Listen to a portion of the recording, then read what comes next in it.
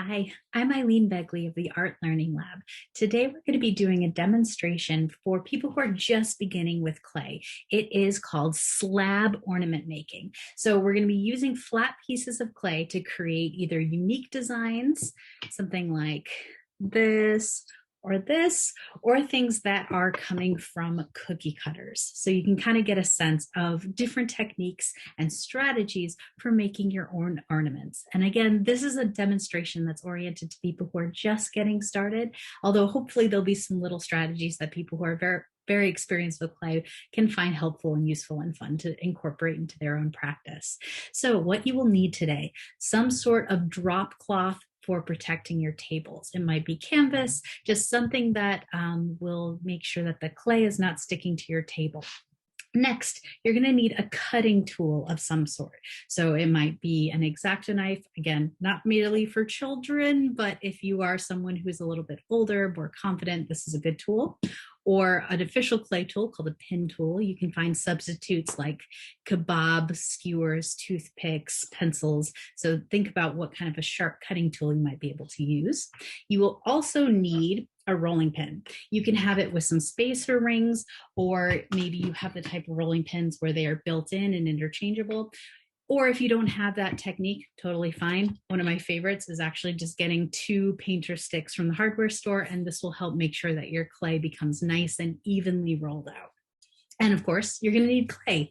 Now, this technique, I'm using ceramic, a low fire ceramic clay with. However, you can use pretty much any clay that you want, and you'll still be able to make successful ornaments, which is why I like doing this as an intro project. Let's see, you will also need some optional materials today, things that are texture tools. So potentially doilies or fabric that has a texture that you don't mind getting dirty, baking mats or things that have a great pattern to it, and also stamps. So things that will have a really great pattern texture that you can use with your clay. You will also potentially want cookie cutters, just so you can decide what you want to do and how you want to play with them.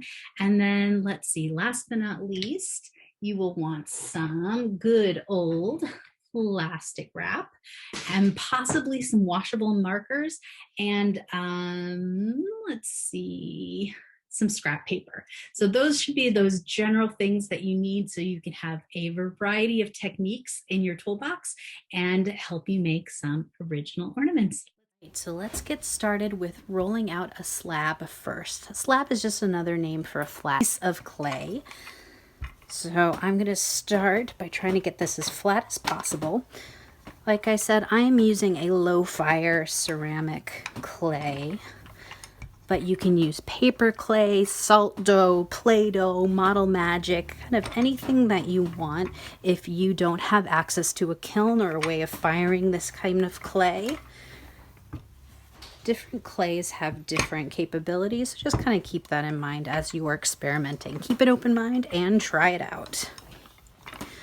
So I'm trying to roll this as flat as possible. These spacers will come in handy, but I'm also really happy just using my handy dandy paint mixing tools so I can have a nice flat surface. Now you may notice, if you are someone with a lot of experience with clay, that I've got some air bubbles in my clay body. That's because I'm using a recycled clay that I did not spend a lot of time wedging, which is another word for just getting those air bubbles out. However, with flat slab pieces of clay like this, especially since it's not sculptural and it's staying flat, as long as I make sure that my pieces have dried out really, really well before I put them in the kiln, I generally haven't had any problems with them exploding. If I do notice that there is some air bubbles, I can just pop it real quick, no problem, and keep on going. All right. So this is kind of a nice, even slab.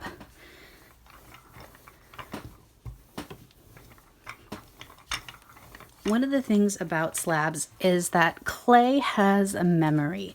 So the more that you pick up and play with this clay, the more it's going to remember those warps. So be very careful as you're working. Try not to really bend it out of shape. And because I'm using a canvas as my back cloth, you can see a little bit of that texture in the clay. If you want to smooth that out, you can get something like a silicone rib tool. They make them in metal, they make them in wood, or even just a damp sponge, and just kind of gently smooth that surface so that you have a good flat kind of canvas to work from. I am noticing some big air bubbles, which if I am not going to put this in a kiln, doesn't matter at all. If I am, again, if you let it dry out really, really, really well, you should be okay. Or you can pop it, smooth out, and keep going. All right, so that is my basic slab. Now, if you're going to use a cookie cutter, which is just kind of a nice way to get started if you've never done this before, finding ones that have really big kind of smooth shapes is going to help make sure that you aren't getting your clay stuck in the little crevices. Ones that do have much more precise pieces are going to be a lot more challenging. So this might be a level up if you're working with kids and you might want to start with something that's a bit more basic. Now, one of the things when you're working with the clay is it's going to want to stick and not come out of your cutter. So being very careful, you can gently press it out. Working with cutters that don't have something like that can be a little bit easier, so you don't have to work as much. But as you noticed, I got fingernail marks on it, fingerprints. One thing that you can do is by letting the clay rest for a little while, you will get a much cleaner, easier, less flexible shape, because remember, the clay has a memory and it's going to want to go back to doing that even if you press it down while it's drying.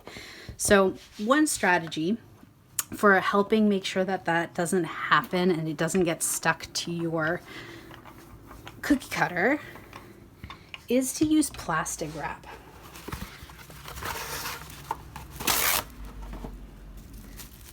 So I'm going to lay this out on the clay, making sure it's as flat as possible so there's not wrinkles in it. And then I'm going to go and cut through again. Now what's nice about this is I've automatically created smooth curves around the piece. One of the things when you've got a ceramic ornament is you don't want to have those rough, sharp edges because they can actually cut you. They get really sharp once they've been in the kiln. But with this technique, ta-da, it's already been smoothed for me. Now, one of the things is if I try and take it out now, most likely it's going to warp. So I can also use the rest of the slab and pull it out from there. And my little ducky can now sit there and get dry. Now, if you're making these into ornaments or gift tags, this is the stage where you would want to add your hole. Straws are super helpful for these, and it's a nice way to keep a straw out of a landfill. Just go ahead and make that cut. I also love getting little tiny coffee stirrers because these make really nice delicate holes for this kind of a project. So generally, I would want to wait for this to harden a little bit before trying to move it again so it wouldn't warp in the process. But because we want to show you some other strategies, I'm going to go ahead and move this one out of the way. Now, if you are someone who is really conscious about not putting more plastic into the environment, you can also use cheesecloth for this technique. Now, you will get some of that extra texture, and how thick your clay is will make a really big difference for how well the cut comes out. So the thicker the clay, the less likely this strategy is going to work. But if you've got nice, thinly rolled out slabs of clay, you can do the same thing. Now, you may notice that there is almost like a garlic press of a pattern with the cheesecloth.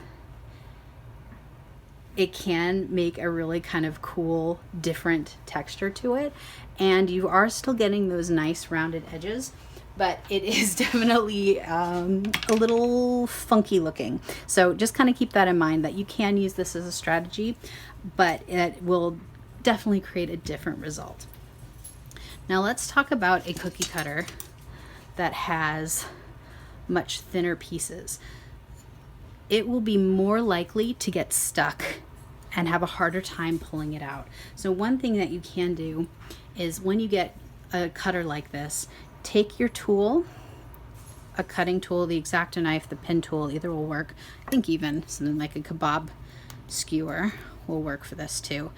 And you can remove the clay a little bit from the outside of the cutter, just to kind of make it a little bit easier to separate and pull out later on. You can also use something flat to gently, let's see if I can separate this out. Yeah, see how it wanted to stay stuck onto the cutter? By using something like this, or my finger, I can gently press it out of the mold.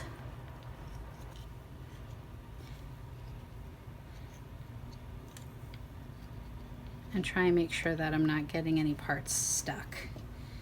Now you'll notice, because the clay is so soft, the impression came out. You can use that strategically, like I could have used a smaller tool and made it look like he had little suction cups. But you can also, by getting your fingers a little bit wet with water, just smooth those areas out until he's a little bit more that flat, smooth surface like you may have intended. So it's just kind of things for you to think about. If you want to add something that makes him look like he's got some cool little suction cups, you can use tools that will enhance that as you go through.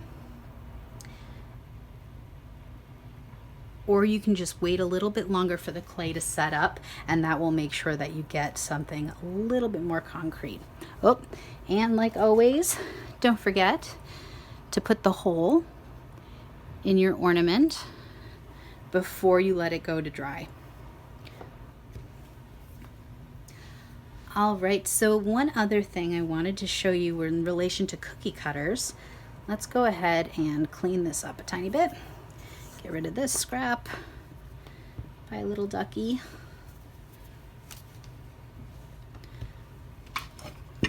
I'm going to make sure that my clay is very thin. So this is sort of thinner even than these painter sticks that I used as an original measuring tool. This is going to be much more helpful if you are using a cutter that has very thin, small, potentially fragile bits. So I'm going to use this plastic wrap technique again. And this time, what I want to show you is how to adapt a cookie cutter to be more original. Okay, so we've made that cut. I can tell that my clay wasn't quite thin enough because this part of the cutter got impressed into the clay. So I'm going to want to roll it out a little bit more. I'm going to take the spacers off of my rolling pin so I can get maximized thinness. Okay, let's try that again. Laying out my plastic wrap. You'll notice I try and get as many uses as possible out of the plastic wrap, just so it's not causing as much of an environmental hazard. Okay. So I still have a little bit of that mark, but it's a lot better, and I've got a nice smooth cut. You'll also notice it was pretty effortless to get this cookie cutter out, whereas if I had just used the regular clay, it would have been a nightmare to get that thing out of there. So just another kind of advantage of using that one strategy. So to make this guy more original, to go from a brontosaurus to something like maybe the Loch Ness Monster, I'm going to get my cutting tool. So again, you can use something like an X-Acto knife or a pin tool for this part. I'm going to use a knife. And keeping my fingers safely out of the way, just going to carve out those little pieces that look like feet and make them more into flippers. We'll do that one there. And this one like that. And there we go. Went from Brontosaurus to Nessie.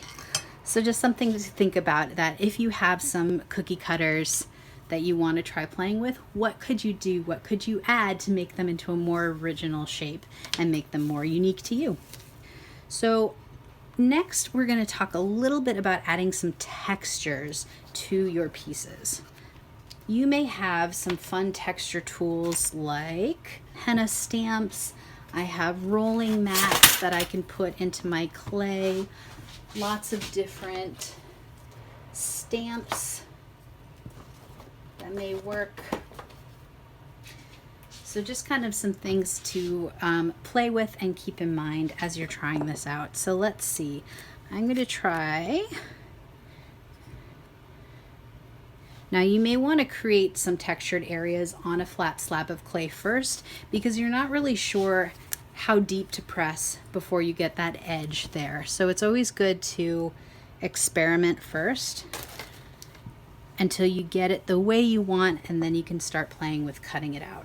Now, one thing I noticed with this type of a rolling pin, there are little numbers and letters impressed into it. Not a huge fan of that, but with a rib tool, it's pretty easy to clean those up so you don't see them at all. So that's the type of thing that you're going to want to do and take care of before you start impressing your different textures into your clay.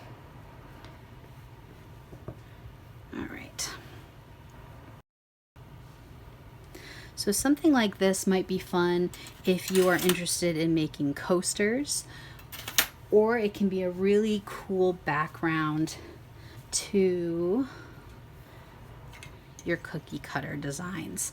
Now with this guy, you will find that if you just press in, you're going to get a slightly better picture than if you had tried the plastic wrap technique, because the plastic wrap is going to smooth out everything on the surface, which is not what you want if you're going for texture. So for this kind of a technique, you may want to avoid cookie cutters that have a lot more detail to them and those thinner kind of appendages, because they're going to make it a little trickier for getting a nice clean cut.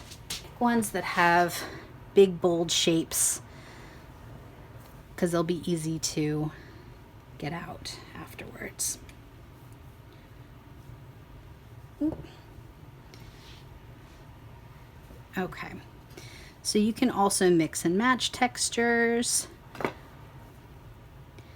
get some different kind of things going on, or some of my favorites are playing with different mats. So you can buy these at craft supply stores. This one's specifically for clay.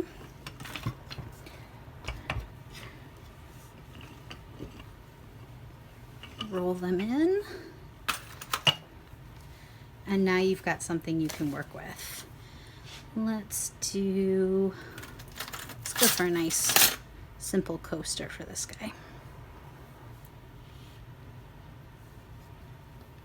It also kind of helps to pull the clay away from the cutter. Oopsies. Sorry, Brontosaurus or Nessie. So that it's got a nice even cut around the surface. All right, so that's kind of some different texture ideas that you can play with. I do know a lot of people love using things like doilies. It just kind of makes a fun, different pattern into your clay. So just something else to kind of try. And as you notice, when I rolled it out after cutting it out, it's warped the shape. So you can always go back in and recut. As long as your clay hasn't gotten too thin to work with, then you should be fine. All right. So last but not least, I did want to talk about creating your own shapes, because that's what's really fun. about working with clay, is just making things that are unique to you and your own. So I'm going to recycle my clay, roll it out again. This is called wedging. It's a process of getting the air bubbles out of your clay. I'm not going to spend too much time on this because none of these guys are going in the kiln, but if you were going to fire them, you want to make sure that you're trying to get as many air bubbles out as possible. Okay. So a lot of the ornaments that I make, I'm trying to make them specially for specific people. And so I want them to be more unique, something beyond what you can get from a cookie cutter. So I tend to get paper and I create templates. So creating different shapes so that I have some unique and different ornaments. Like I couldn't find a cookie cutter version of this guy. And I love working with cephalopods and squids, octopuses. So this is one that I made from an original template. So first things first, make sure my slab is ready for me.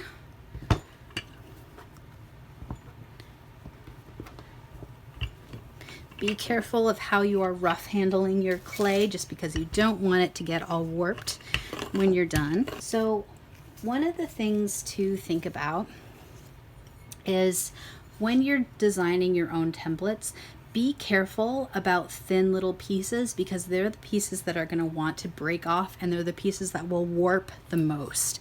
And so when you're designing your own, just kind of keep that in mind, that it may trip you up a little bit and you might need to just be careful as you're cutting. What I also like about making paper templates is that you can practice drawing how you want to do your surface design later on. So it's just kind of a nice way to get a sense of what your final ornament will be from the simple beginnings of a piece of paper. So you can choose whether you want to use something like a X-Acto knife for this type or your pin tool. So one of the things you'll notice is, because I've used this paper template before, he's warping a little bit. I'm going to want to maybe get the surface a tiny bit wet and just stick it onto my clay. Having a cup of water on hand or in a damp sponge can be very helpful for this. Now with the pin tool, it's really nice and easy to draw with, but it tends to create some pretty crummy edges. So look at all those little clay crumbs. So you may also, if you are more experienced, more confident, and can use one of these safely, want to get those nice, clean, smoother cuts of an X-Acto knife. Now notice I'm not really using this to trace around the edges the same way I was with the pin tool. Instead, I'm making short, little, precise cuts. Not using too much pressure, but just cutting through, and I can feel the drag of the canvas cloth underneath. That's how I know I'm deep enough.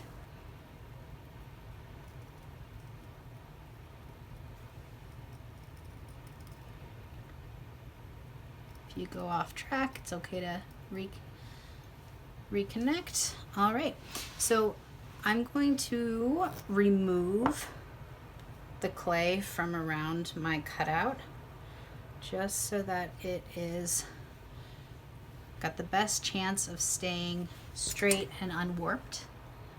And if you notice that some of the clay didn't quite cut through or is a little sticky, just go back in and adjust that cut.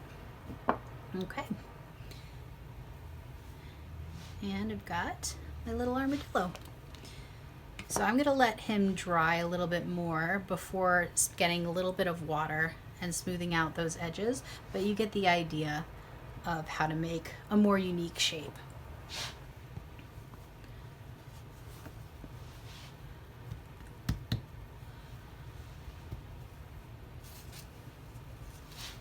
Now there are some pieces that you may want to try and strive for that really fine detail. Just realize that it might take a couple of goes before you actually get it to come out in one piece. I do know that it helps to start with as thin a piece of clay as you feel comfortable with when you're working with kind of delicate details like that. Let's see. Get it a little wet so it stays in place. When you're designing your own templates, things to keep in mind. You want any part that might be potentially fragile to ideally touch another part so that you've reinforced them and make them stronger. So you'll notice that this part here is a lot stronger and is most likely going to hold together, whereas these, even though I did try to make sure that they had connection points, they are much more likely to break off when I'm finished with this, just because they are so delicate. But when they do come out of the kiln, it's so fun to have that kind of a detail. It just takes a lot of practice and a little bit of clay recycling when it doesn't work out the first or second time. Oops. You may prefer the pin tool for these kind of finicky detail areas. So just kind of figure out which cutting tool feels the most comfortable to you. And you can switch back and forth as well, depending on different areas. It's nice to be able to trace along the edges of one of these paper cutouts. Now, if you're wondering what type of paper, you can use printer paper for this. I have before, but I'm using more of a cardstock. So something that's 60 or 80 pound paper. Just something that's thicker, like an index card, can really help just make the whole piece stick together onto your clay, and it'll help guide you. If the paper's thicker, your tool will just kind of slide along the paper rather than cutting and crumpling the paper with some of the thinner stuff. So just something to keep in mind. You'll notice with this template that I have some little details cut out from the original.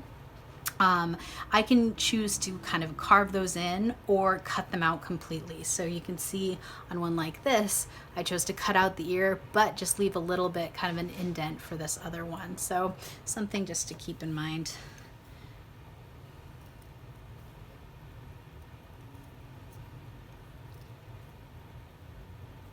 Use your tools to kind of pull out the extra clay that you don't need.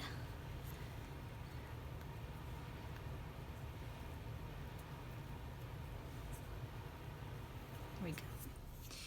And I like to use some of these silicone tipped tools. So there's a carving end and more of a kind of sculpty, pushy around end that can really help give you some detail.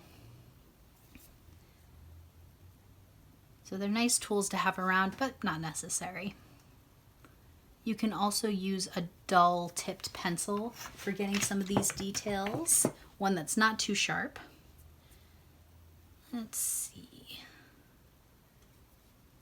And I want to carve out some of this excess clay, not all the way through, just something to give him a little bit more detail.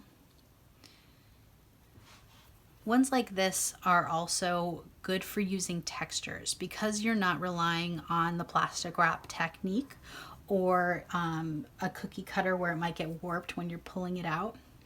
If you want to add a little texture to the background before you cut out something like this, it can work really well.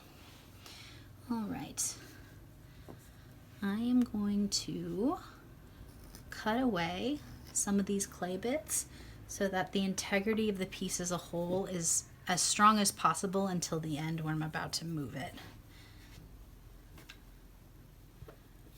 And we'll cut there. If you notice it's got sticky in places, let's give it another cut. There we go. And this is going to be the hardest piece just because it's so delicate.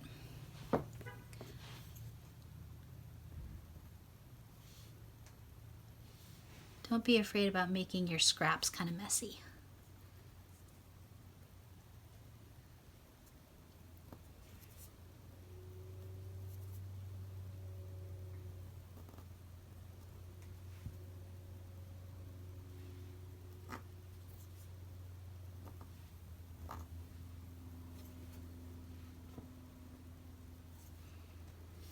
Okay, not bad. So I see a few crumbs that I'm just gonna take care of really quickly. And there's the little jackalope. So for some of the major cleanup areas, you may want to wait until the clay has dried a bit more, so it's just got a little bit more strength to it. But you can also repair these sorts of pieces if they do come apart. It's just nicer not to have to, because then they won't get warped in the process. All right, so there goes the jackalope.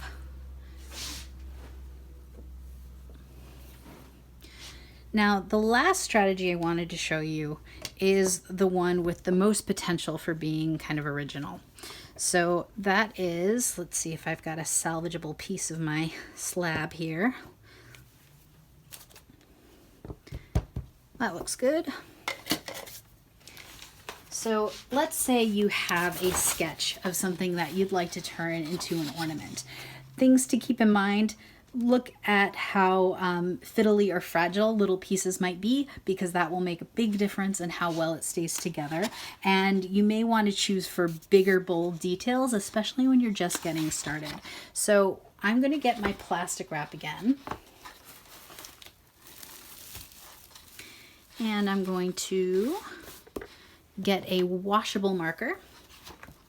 Let's see. Something that is washable is the best. Something that's permanent won't really work in this strategy.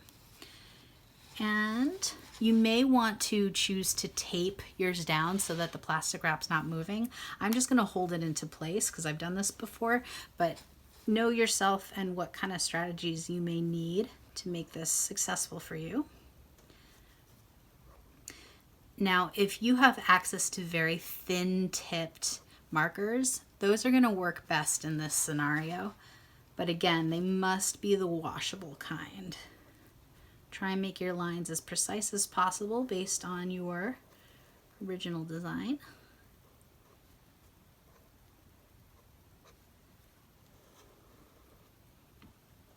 Okay. Next, you're going to transfer this drawing onto your clay. I'm going to make sure that my clay is ready for me, that it's flat, it's smooth. And the important thing with this technique is you will need to flip the plastic so that the pen marks go onto your clay more directly. Whoopsies, it got a little... Try not to let it fold, but if it does, you can just kind of improvise from there.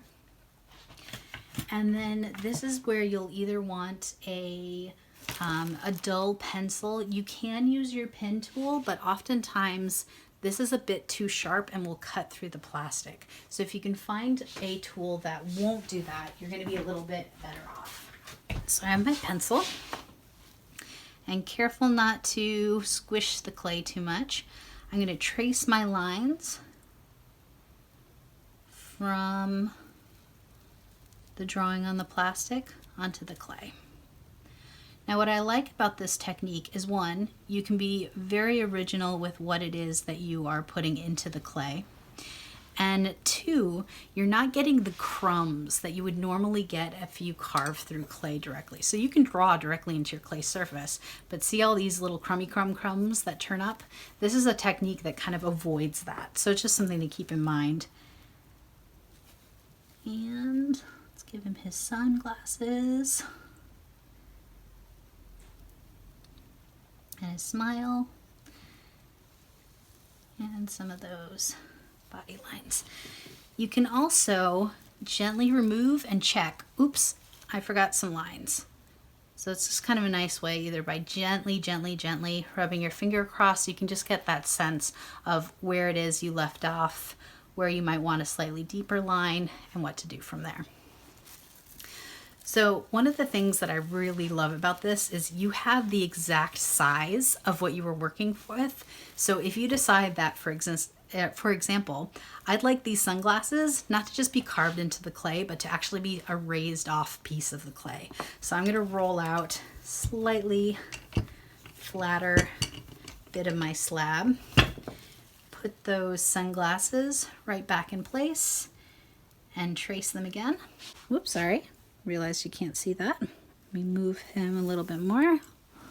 There we go. And now I've got a perfectly measured set of sunglasses that can go on top there. So now I can get out my pin tool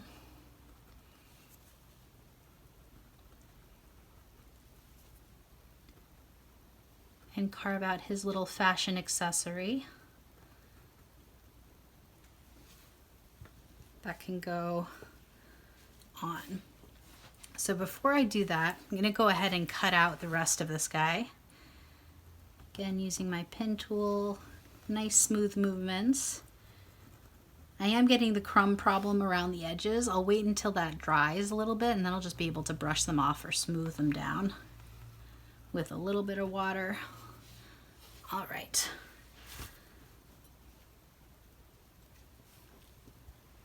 So this last kind of strategy I'm going to show you for adding on little raised bits and accessories is scratching and slipping, or scoring and slipping. So because I already have the outline of those sunglasses, I know exactly where I need to scratch up the clay. And I'll do the same on this piece. Just little kitty cat scratches on the clay. And then slip. Slip is just the clay glue. It is water plus your clay body. You do not need to use slip if you are using a different type of clay other than ceramic clay. You can usually just mix some Elmer's glue in with your clay to attach those pieces and make sure they stick. And some clay is sticky enough that it'll just kind of stick together, but it also is likely to fall off as it dries. So just kind of keep that in mind if you're working with a different type of clay. All right, pressing that in.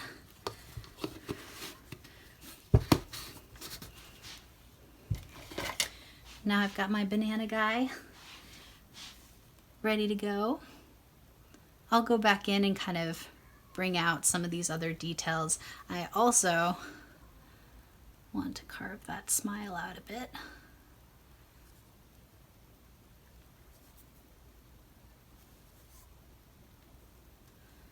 So this is just another strategy for making ornaments or slab pieces of clay artwork a little bit more unique and original, especially if you've never played with the clay before. These are just all kind of nice techniques for going a little bit deeper and going beyond the cookie cutter. But it's also fine to use cookie cutters if you're just getting started as well. They're a nice way to build your confidence with the materials as you're just getting used to it. All right, last but not least, we'll add a little hangy hole and we're good.